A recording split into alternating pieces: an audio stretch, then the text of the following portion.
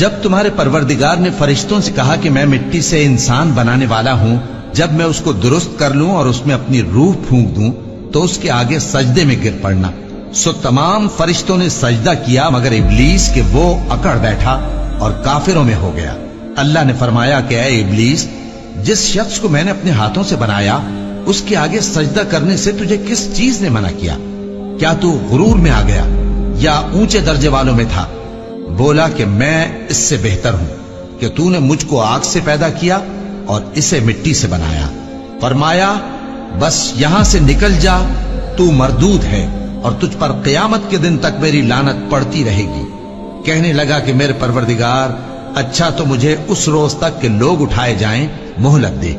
فرمایا کہ تجھ کو مہلت دی جاتی ہے اس روز تک جس کا وقت مقرر ہے۔ کہنے لگا کہ مجھے تیری عزت کی قسم، میں ان سب کو بہکاتا رہوں